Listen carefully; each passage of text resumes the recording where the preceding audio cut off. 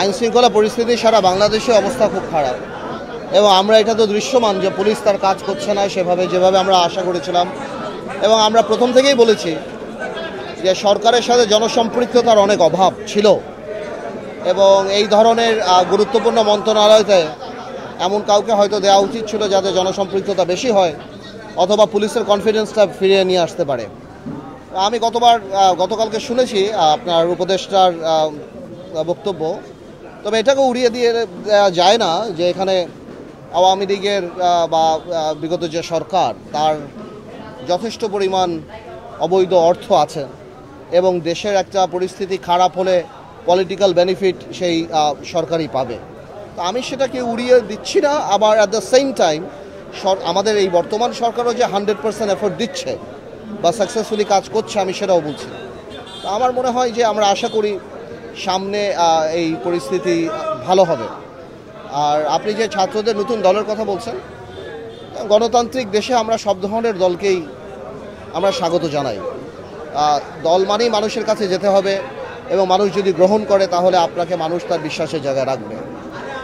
তবে এটাও আমি বলতে চাই যে যেহেতু এটা অন্তর্বর্তীকালীন সরকার, কোনো রাজনৈতিক দল যেন কোনো বেনিফিট না পায় যেটা অন্যান্য কোনো রাজনৈতিক দল পাচ্ছে না।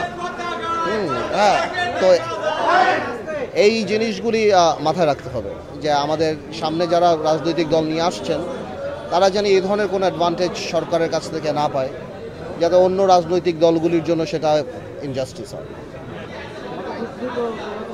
না দেখুন, আমরা এই ব্যাপারে প্রথম থেকেই খুব ক্লিয়ার, একদম প্রথম থেকেই, যে একটা সংস্কারও হবে এবং নির্বাচনমুখী সংস্কার হবে এবং যাতে করে দ্রুত নির্বাচন হয়।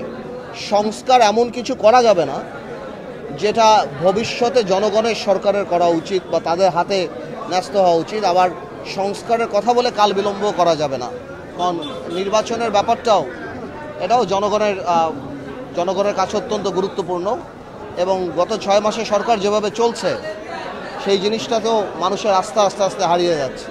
তো আমি মনে করি নির্বাচনমুখী সংস্কারটা এখন বেশি গুরুত্বপূর্ণ। না, আমরা তো আলহামদুলিল্লাহ খুব ভালোভাবে দল গোছাচ্ছি।